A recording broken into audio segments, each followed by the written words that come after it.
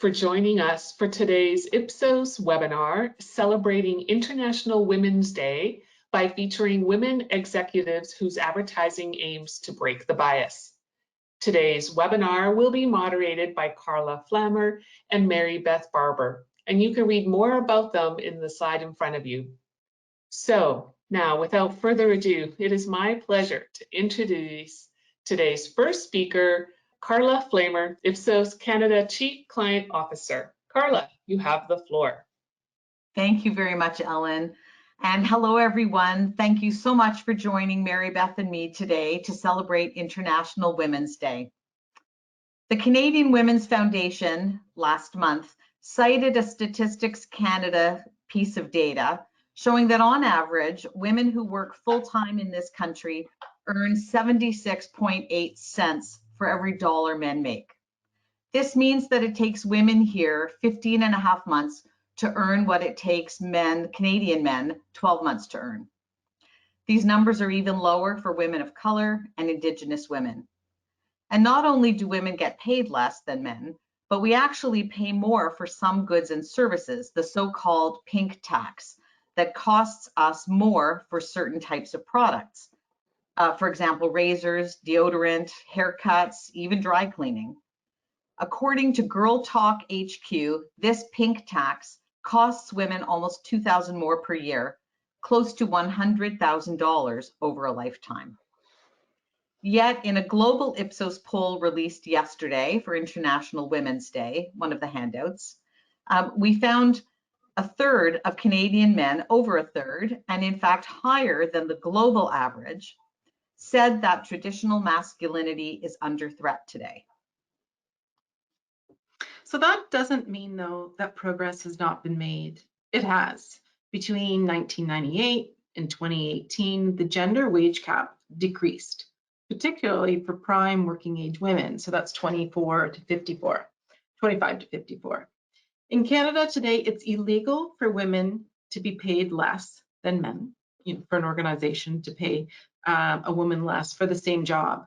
But we all know that's actually complicated. Not only might men be bolder when it comes to asking for a higher salary, jobs that are traditional women's work pay less. More women are employed in lower wage occupations as well, and lower paid industries than men. We also know that women are employed more often part-time, and often that's because they're primary caregivers. That actually goes back to unconscious biases that start at a very early age, and in the past reflected sentiments that women were the nurturers and men were the hunters. These are all things that we've heard about for years. We will note some of the biases that challenge women from being at the table in senior decision-making roles, but we'll also focus today on how Canadian marketers are breaking gender biases in marketing and advertising. Let me share my screen.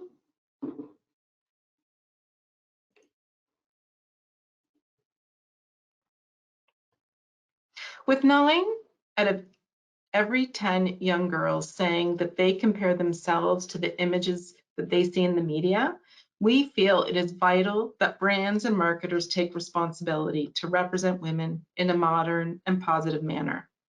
But beyond doing the right thing for society, there's a benefit from shifting the portrayal of women in advertising for brands. So while I can make an effort to address this issue for Canadians, brands can simultaneously improve their business outcomes. Last summer, we published a white paper on women in advertising. And this is one of those documents that's available in the handout section of this webinar session. There were 2 key points we wanted to highlight. 1, when ads include women, when ads positively portray women, there is an increased likelihood of having a positive impact on long-term brand relationships, as well as short-term behavior change, and that's purchase intent. And second, the role and the portrayal of women in advertising can influence attitudes towards the evolution, not the evolution, Let me start that again. The role and portrayal of women in advertising can influence attitudes towards the evaluation of an ad. And what I mean is that ads that include women score higher on being an informative ad, of reflecting a sentiment that people relate to, and that provide or deliver a positive view of the product or service being advertised. Now, because it's International Women's Day today, we're focusing on women and gender bias. But that's not to say we don't understand and we don't underestimate the importance of intersectionality. It's incredibly important. It is an incredibly important lens that we look at bias and rights through. And it is related to this topic, no doubt, but that's for a separate conversation. Carla? So I was recently very fortunate to meet with 4 senior marketers to understand their experiences related to pushing against gender bias in marketing and in advertising, and how that's playing out for their organizations. We recorded this, given the situation, we recorded this on Teams before today. So I apologize in some cases for the quality of the video, but we're going to present this as a panel and a virtual kind of panel discussion. The panelists today represent 4 sectors, and these were 4 sectors that I personally felt face significant challenges when it comes to breaking gender bias: banking and wealth management, beauty, media broadcasting, and sports. We also engaged with 300 Canadians on this topic, and over the course of the next 45 minutes or so, we will share the most relevant highlights and themes that came through in these conversations. So let's introduce our panelists today in alphabetical order. Deidre Dion is Senior Director, Talent, Strategy, and Business Relations at Rogers Sports and Media, and is a member of Sportsnet's senior leadership team. She's responsible for building, implementing, and facilitating Sportsnet's media personality strategy. Prior to working in broadcasting, Deidre represented Canada at the 2002 Olympics, where she won a bronze medal in freestyle skiing, and in the 2006 Olympics. She spent 11 years on the Canadian national freestyle ski team and won 11 world medals. Deidre also graduated from the University of Ottawa with a degree in law and articled at Goodman LLP, and has contributed to Canada's Olympic coverage. Laura Curtis Ferreira is a chartered marketer who's currently Senior Vice President and Global Chief Marketing Officer of Scotiabank. Since she joined Scotiabank 7 years ago, Laura has played an integral role in strategic marketing of brands domestically and abroad, in global business banking, global wealth management, Canadian retail, and now international banking. But the recent work she's most proud of is the launch and success of 2 award-winning programs: the Scotiabank Women Initiative for women entrepreneurs and the Path to Impact for small business owners. Samantha Doet is the Vice President and CMO at L'Oréal Canada. After a successful career of more than 20 years in various companies in New York and Paris, Samantha joined L'Oréal Group in 2010 and became Vice President and Chief Marketing Officer in Canada 3 years ago. Her other roles previously at L'Oréal included Global Director of Internet, New Media and CRM, Global E-commerce Director, and Chief Digital Officer in the L'Oréal Luxe division in Western Europe. And Sarah Bishop. Sarah is the VP of Marketing for Man City Football Club and New York City Football Club, based in New York City. And when we say football club, of course, we're talking about soccer. Her mandate is to lead a global marketing team in creating meaningful and impactful narratives to expand the fan bases in the US and connect more authentically and commercially with current fans. Prior to this, Sarah was the VP of Marketing for ASICS North America and worked at Coca-Cola in Toronto. So we know that awareness of gender bias in marketing and advertising is growing. Awareness is growing, actions are being taken, but we also know this issue is far from solved. So we're going to hear first from Samantha, Laura, and Deidre on this. As you know, the beauty industry is mainly geared toward female consumers. However, it is true that most high-level decision makers in the industry are men. But I think, though, that the beauty industry fares better in comparison to other sectors, such as health, banking, technology, or energy, for example. Men still occupy a majority of a management position. I think that very often, if you look at, if you did an audit of materials globally and you said, show me what wealth looks like. If you did a mood board or an audit, it's going to be a white male of a certain vintage. And I'm not saying that that's not inclusive of some of the people who need wealth services, but that is not a true representation of people who have complex wealth needs. And so more women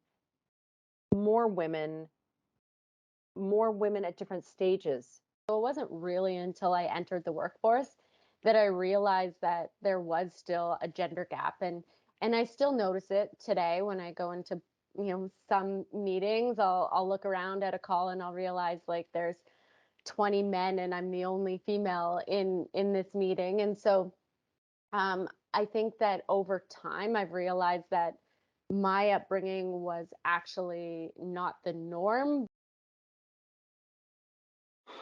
Thank you. So we're going to see now what the Canadians we interviewed, consumers, think about gender bias in Canada.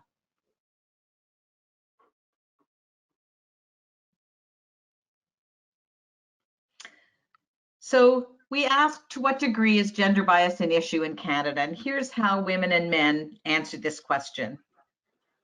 2/3 of women see this as a somewhat or significantly important issue in Canada.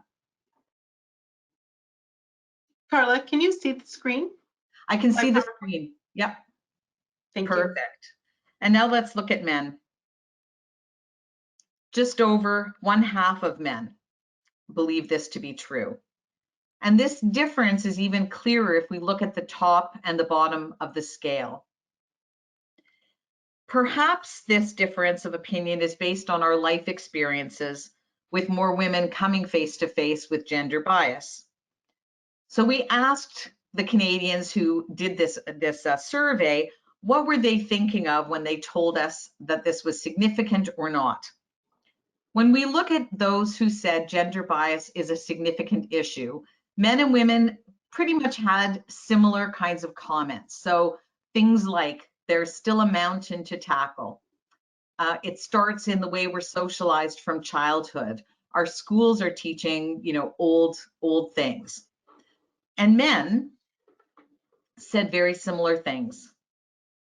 I love this. It's hard to turn a ship when you use a tongue depressor as a paddle. So these are issues that are getting some attention, but there's a lot of work to come. When we look at those Canadians who said that gender bias is not an issue in Canada, we do see differences between men and women's perspective. Women tend to say there's not an issue right now because we've made so much progress. Girls and women have more opportunities. In science and engineering, there are opportunities opening up, and teachers are encouraging girls and young women. Men tend to say gender bias is not an issue because it doesn't exist and they don't see it. So comments like, I don't think there is a bias, we all have this opportunity, I might have blinders on, but I don't see many biases. And then this final one, which is, nature assigns roles to men and women. So if you're exceptional, you need to kind of prove it. So it's no surprise that unconscious bias can sneak into how we advertise and market products and services. So we're going to hear in this next segment, Laura and Sarah talking about these stereotypes and how do we even go about recognizing them and then better reflecting society. In terms of gender bias, I think, I spent a great deal of my career in wealth management.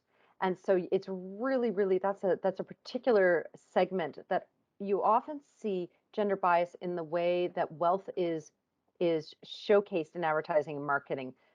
there's an assumption in terms of the lifestyle imagery that there is a look to the wealthy, that affluence has a look. And so, you know, for much of my career, this assumption that we knew what affluence looked like in Canada and abroad, and the portrayal, it was like we were all in on something that was just so wrong, you know, that I was part of the problem in terms of perpetuating a myth. So they were using images that were reflective of their own sense of self. So that was an interesting. So first of all, how do you get that natural bias of what a marketer themselves wants to see in an ad? Interesting. Number two is there were groups where they were completely left out. People who, you know, we didn't have anyone with visible disabilities. We didn't have anyone in our ads with non-visible disabilities. We were very underrepresented in terms of Indigenous. Where we were very strong by comparison was we had a very strong representation of women in non-traditional female roles. So we were really doing a good job of gender split and of making sure that we got away from those sort of traditional roles that would be ascribed to a woman or to a man. So it wasn't that we had pictures of the women doing homework while they were paying their bills and a man fixing the fence, you know, with his son watching. I've only been on the sports team side of things for about 3 years, but even in my time, I'm starting to see some changes. When I first started, everything from like the designs of fan wear, t-shirts we were getting from our partners would be, you know, there would be the men's shirt, which would be amazing, and then the women's shirt, which would be pink, or like have, you know, something frilly on it because it was a bunch of men designing merchandise for women and assumed that like that's sort of what women want as sports fans. These stereotypes, you know, really begin when we're very young. And unconscious biases can create, as we all know, very different experiences for young boys and girls. How we value a man's voice in sport compared to a woman's is still incredibly archaic. I have two young kids, a 5 and a 2-year-old, and I take it incredibly personal. Like I have my 5-year-old watch women's sports and pretend to be Penny Alexiak at the pool just as much as he pretends to be Bo Bichette, and that to me is massive because I think to change the dynamic, you have to also value that women are experts in their fields, are incredibly gifted in the pool, on the diamond, on the hockey rink, whatever it is. And I encourage more moms to get out and play road hockey and encourage more moms to stand behind the bench because they're no less experts than most dads. You know, they've watched the sports, they hear the sports, they know the players, and truly, I think sport would be better if it was mixed in with a little bit of different personalities in many different age groups. It's also important that whether it's moms or dads understand like gender differences when coaching, and some of them are as simple as, you know, young girls at that really, really aggressive dropout rate between like 11 and 14 or 12 and 13, like that time where I think like they drop out 3 times faster than boys do at that age. Sport is about community. Sport is about fitting in, inclusion. Like it's about your social circle. And so if you coach with the mentality that girls at that age are looking for a peer group and that's what they're going to cherish in sport, you're probably going to tackle practices different, and you're going to tackle like how you celebrate after a game and whether you individualize a star or celebrate the whole team, and learning those gender differences, especially at different ages, I think would really support sport in growing and keeping girls in sport, which is like, you know, terrifying to see because once you lose them, it's really hard to get them back. So then those women that drop out as teenagers are generally women that don't play themselves as adults. You fall and you've learned more than the person that succeeded. So if you went to hockey practice or skiing and you fell 5 times, well, then you learned more than the person that stayed up and scored a goal. So you'll be better in the long run.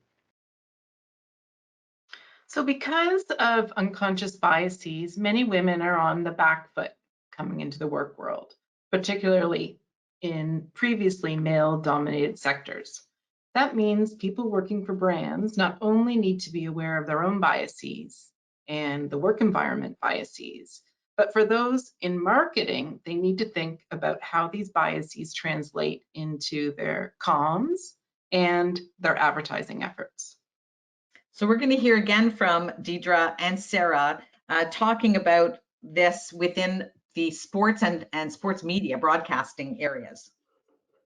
I think, first of all, when it comes to being a woman, not just in sports, but I think working in any of these industries that are like heavily male dominated, I'm sure there are similarities, but my takeaway is that I think as women, you come into most jobs, I would assume, feeling like you're a bit of an imposter, feeling like you don't know the space as well as people, feeling like because you're not a man, you're automatically on the back foot because you haven't, brokered deals on a golf course at the 9th hole or whatever. And I think my learning is that, not just as I've come in, but as I've also recruited people to come in on my team who are, diverse racially, from a gender perspective, et cetera, the balance that the depth of perspectives brings to any job in any industry is invaluable. I think sitting around the table and having everyone agree with what you're saying is not ideal. And I think it's helpful to have people who are challenging the way we are storytelling. And so that's something that I think has been a key learning for me about the role itself, because I assumed I would come in and, have loads I would need to learn about sports. And I think at the end of the day, marketing is kind of marketing. We're trying to tell great stories and sell products on the back of it. So the diversity has been really helpful. My sport was pretty equitable. Women had a chance to win Olympic medals. They won the same prize money. Coaches invested in our sport the same. We traveled with the men. There wasn't a huge discrepancy. So it wasn't really until I entered the workforce that I realized that there was still a gender gap. And I still notice it today when I go into some meetings. I'll look around at a call and I'll realize like there's 20 men and I'm the only female in this meeting. I really think it needs to be something that everybody is taught and everybody is supported and everybody is educated. So when women step into the room, they don't feel like they're combating necessarily gender as something that they need to overcome. But, I think it's important that we look out at the audiences as we've gone through these experiences and remember that there is a shift happening in our audiences out there, and that needs to be incorporated into our marketing. So here we're going to hear Sarah talk about specifically women football fans, and as an example of how women are involved with the brand in ways that might not have been recognized in the past. I think women are more, as sports fans, are much more open-minded about sports because, unlike men, I think fewer women grow up being diehard players of one sport or another. So I think, they're much more open-minded when it comes to their fandom. Women are much more vocal fans of sports than they ever have been. I know I can't speak to other leagues, but I know specifically for the teams that I represent, both Manchester City Football Club and New York City Football Club, we have roughly 40% of our base that are female fans. And those are not kind of like plus ones or the wives of season ticket members, or no, they are season ticket members. They are declared fans of the teams that exist within these leagues and are on the road traveling with the teams. They're part of supporters clubs. They're very, very, very active. And so I think that, the shift maybe isn't in how women consume sports, but I think the shift is in, the fact that I think the environment that has been created by teams and leagues over the last 10 years has made it much more inclusive for women to be much more rabid in their fandom, if that makes sense. I think that we saw a lot of product packages that were definitely not aimed at families, but were aimed at men who wanted to go out with their buddies for a night out and catch a soccer game. And so over the last 3 years, at least specifically in Major League Soccer, I've definitely seen that start to change, and not just in our team, but across the league, with many teams. Many MLS teams now have women's teams and women equivalent product on the pitch. The growth of the NWSL, the women's league here in the US, has been fast and furious, and is helped and propelled by how the women's national team does. And they actually had a huge moment in equity yesterday, I think, from a pay perspective, which is amazing. So I think what people across sports teams are starting to realize is that there is a female consumer out there who isn't just kind of like following along with what her partner or her husband does. There, is a significant demographic within the sports fan community that are women who have, extreme purchasing power, who are sports fans just like their male counterparts. And who want to see more of themselves in the product that's marketed to them. So I think that started to change. I also think the shift is probably a result of there being, while not perfect, being more female representation from a staffing perspective across the front offices of a lot of leagues and a lot of teams, as these teams kind of like find themselves evolving with the times. And it's kind of crazy to think that like that's something I'm saying in 2022 about sports teams, but I think the fact of the matter is that they're still majority male owned. The majority of the C-suites in a lot of these teams and leagues are male dominated. And so the more women and really the more people that are representative of our population that you're including in decision-making roles, the more you're starting to see the marketing change. So, I'd say not only is the marketing changing, or we're needing to change as our audience is changing and evolving, but women in marketing are also able to bring other women into leadership roles. And our panelists spoke to us a little bit further about setting examples to other women. I came into this industry having a pretty, decent career thus far, but definitely had imposter syndrome when I walked into the role, and was sort of like, I hope I know things. I had a boss who was very much like, this is your first time in sports and I'll show you the way. And I was like, okay, I guess I guess I don't know as much as I thought I did.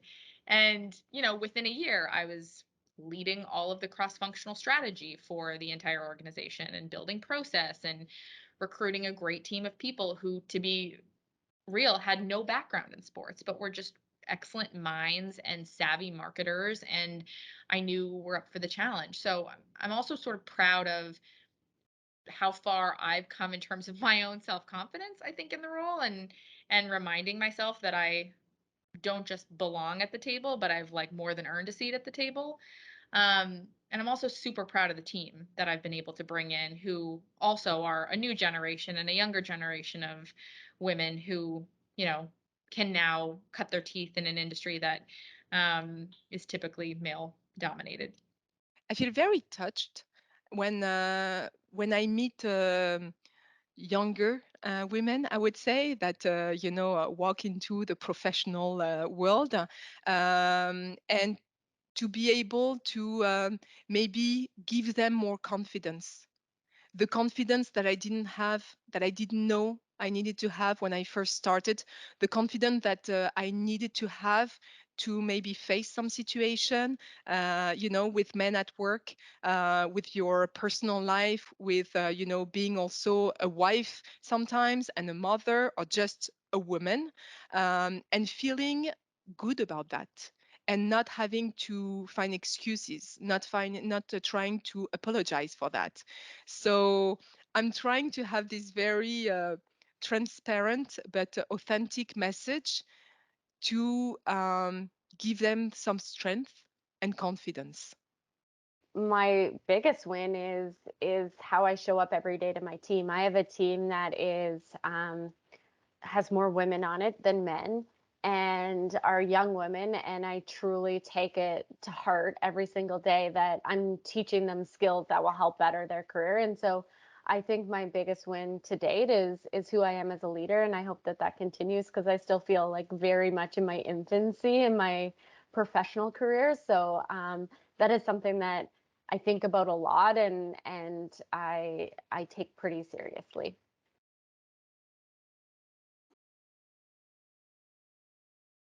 Okay.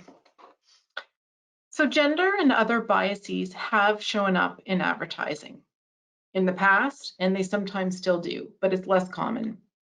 Our colleague, Ted Dowring, he leads our creative excellence team, and he and his team pre-test ads in advance of them going to air. And that's to ensure that the ads are conveying the intended message and that they're effectively driving home the brand behind the ad. When we were chatting with him yesterday about this topic, he felt that it's actually been an incredibly long time since he has actually tested or been exposed to ads that have had glaring biases. He felt like we witnessed in these conversations, marketers and advertisers are making important strides. And perhaps that's related to what we're seeing here. Are you guys seeing my presentation? Yep. Okay, great. So 8 in 10 Canadians, and give or take, depending if we're talking about men or women, feel that the ads that they see reflect themselves. So only a modest proportion say that ads don't reflect how they see themselves. Interesting. However, when pressed, few Canadians could recall which ads or brands show people that reflect them. The majority could not think of any advertising or any brands that stood out as truly including people that looked like them. There were a few, however, that came through. So Dove, Aerie, Lululemon, Tim's, and Sephora, they were called out for including diversity, so background, size, and gender. Nike was called out for consent messaging, so just do it, but ask first. And Dell and L'Oreal, as an example, were recognized for including women and women in tech and leadership roles.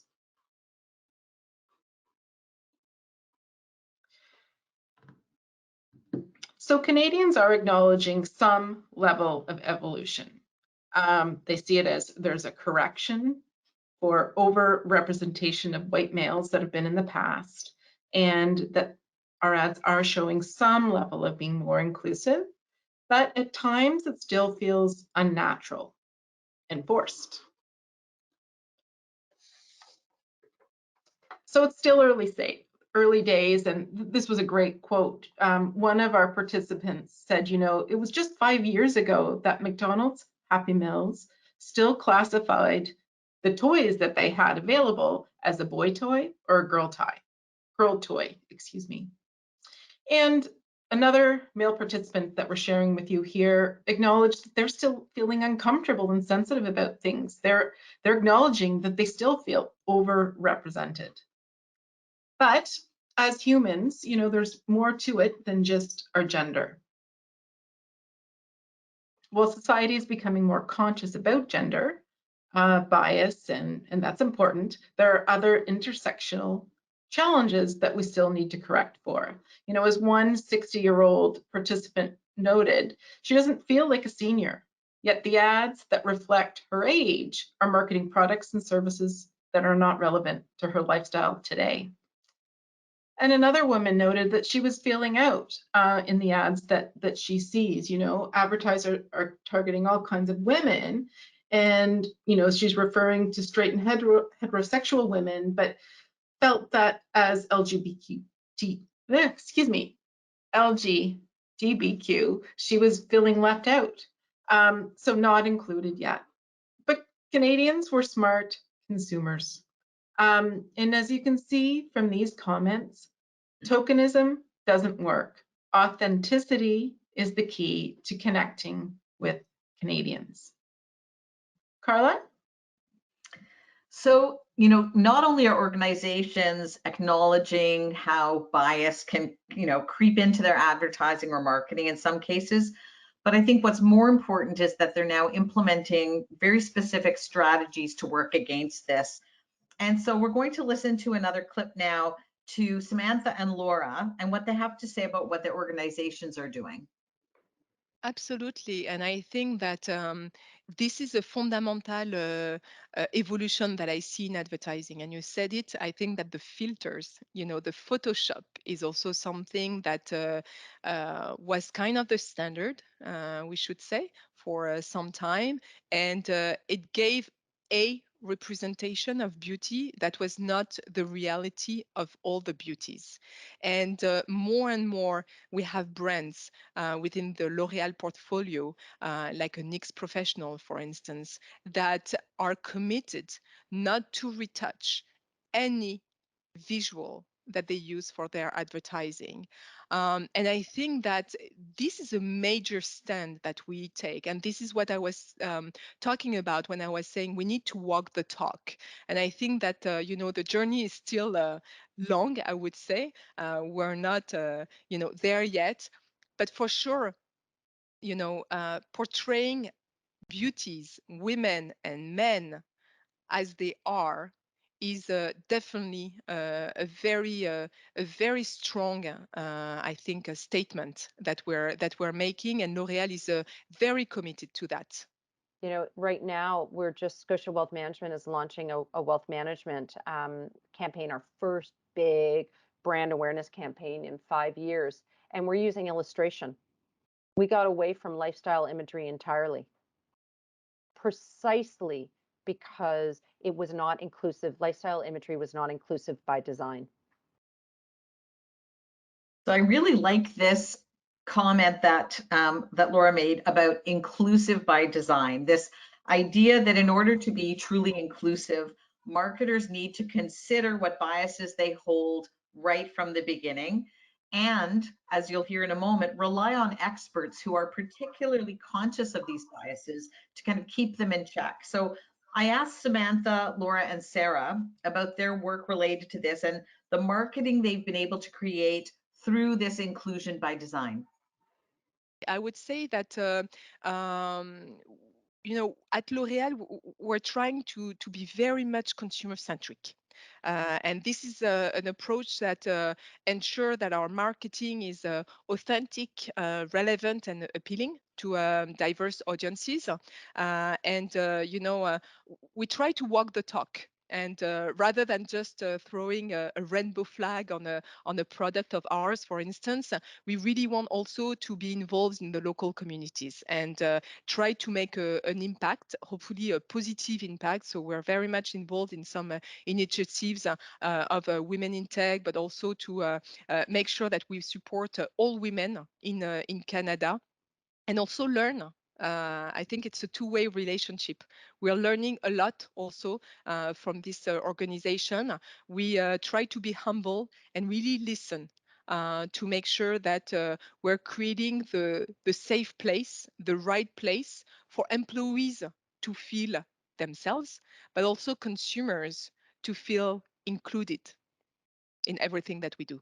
Can I make the point that being comfortable with going deeper than just I've got a nice gender split and I've got all the professions and I've got a good ethnic split, like going further and really understanding the meaning behind things we do in our advertising. And so I've asked one of our senior vice presidents to set up an inclusion by design practice where we bring outside voices, cultural anthropologists, who when I have a question, it's a safe place for me to say, I'm thinking about doing this in an ad. How should I think about this? To presume that I know everything is just is not only wrong, but it's foolhardy.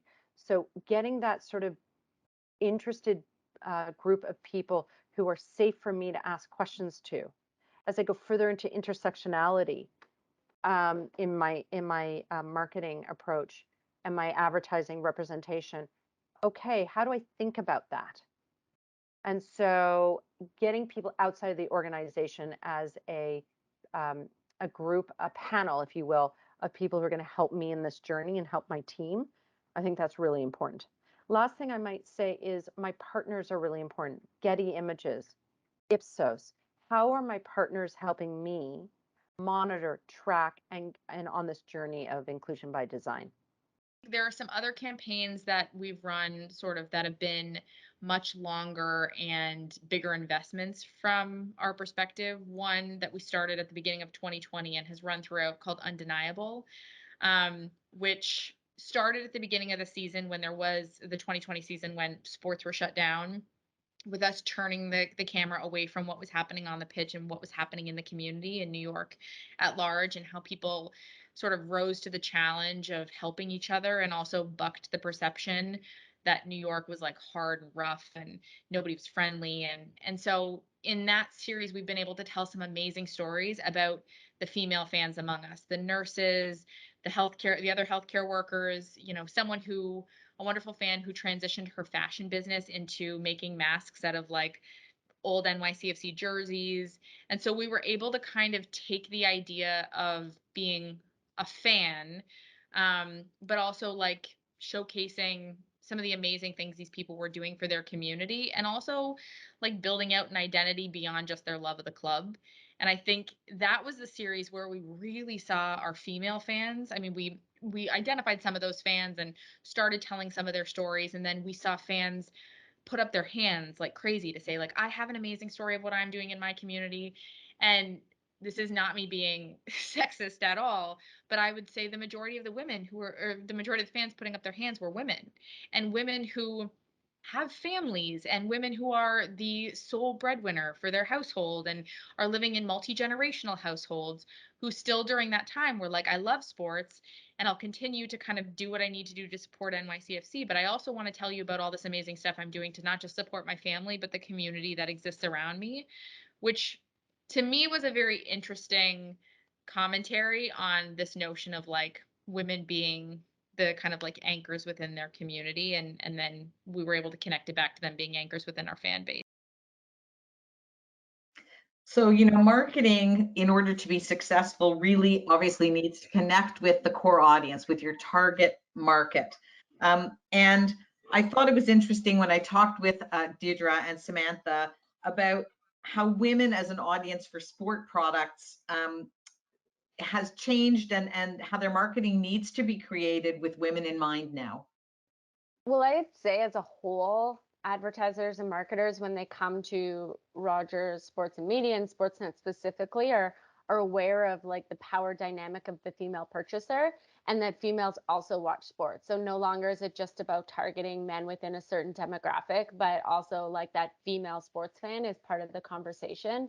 When it comes to events and hospitality, when it comes to recognizing our fans at the beginning of and end of every season, we're thinking much more.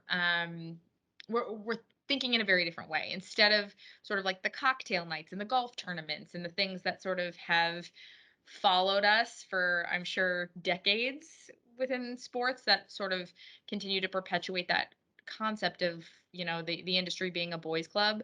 We are trying to be much more inclusive with the type of events we have, much more family events, things that aren't necessarily right after work, focusing on times that women can attend to in an easier way, and also location. Instead of forcing everyone out to a stadium every time we want to celebrate a moment, or celebrate our fans, we're trying to make it much easier for everyone, not just women, but everyone, to kind of participate in these moments of fan engagement. So, in the interest of time, Mary Beth, I'm going to skip ahead to segment 14, and I'll just say, what we heard was that advertising and marketing needs to be consistent internally with a company's values. We have to walk the talk, not only with our customers and consumers, but with our employees as well.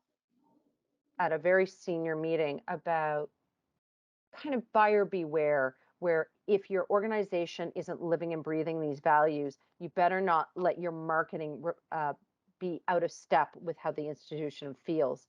and we were doing some examples where there had been missteps by other firms. And so our attitude is that our benefits, our employee experience, how we treat our customers, all of our policies have to be as progressive as possible before we ever enter into, okay, let's fix our marketing. So in our final clip, what's next for marketers? Well, they've told us they're going to continue to work toward reflecting diversity of thought and experience. They'll continue to evolve what this inclusion by design means, and they'll constantly challenge themselves. On the corporate side, I hope that there are, more women that are bringing in people like themselves so that, that diversity of thought and diversity of opinion continues to change the way we go about telling the stories of sport. Diversity and inclusion and the whole notion of inclusion by design is constantly evolving. And so being comfortable in discomfort is my next step, meaning it's one thing to be able to say, okay, here's my gender breakdown and how I represent men and women, and here's the backgrounds, ethnic backgrounds, and okay, here's how I'm going to portray this group or another group. It's entirely different to get uncomfortable with being able to have conversations about when I see that commercial, that's how it made me feel. Being comfortable in going a little bit deeper. And so sort of the next stage is around, I've asked one of my vice presidents to really find people that we can trust, anthropologists, cultural anthropologists. As we think about our brand in the marketplace, as we develop iconography, logos, what are the unintended consequences? What does that color mean to someone? Like getting really deep into it and not letting this be a one and done. Well, I just wanted to thank you. I think that it's thank you, Carla and Ipsos for taking the time to really dedicate content on this. I think that it's we have a mission, and hopefully this is helping others women to really again confidence is absolutely key for me. Confidence is a power. Diversity is is a richness, but inclusion is a superpower, and I think we're superpowers in this world. Voila. I think that that's actually a lovely note to end on. The one last point we would mention was, among the 300 people that we interviewed, they're recognizing that not only are marketers and advertisers making small steps, but that Canadians are making changes themselves. So they're aware that people are educating themselves, doing research, trying to become more informed. There was talk about genders taking on non-traditional roles from a career path perspective. One particular woman shared about her passion and pursuit for a career in law enforcement. People are becoming more aware of conversation. So rather than complimenting people based on their appearance, compliments are being focused more now on contribution and skill set. There's lots of work happening in school systems related to children. We even understand that there are camps that are available for gender fluidity among children and youth today. And then finally, there is support that organizations are providing to make a difference with their internal employee base. And Ipsos, like most likely your organizations, have programs in place to educate, highlight, and reduce inequality, harassment, racism, as an example. And we really heard come through from the women panelists that we were talking to is there's a great sense of pride. So supporting women that are coming up in the organization, and also men, so they have an understanding of what some of the biases have been in the past. So thank you, everyone. Thank you to our panelists, first of all, for allowing me to record them and sharing their views so candidly. Thank you for joining us today. We are out of time for questions, but please feel free to email Mary Beth and myself with any comments or questions that you have. We'll be more than happy to respond. Thank you.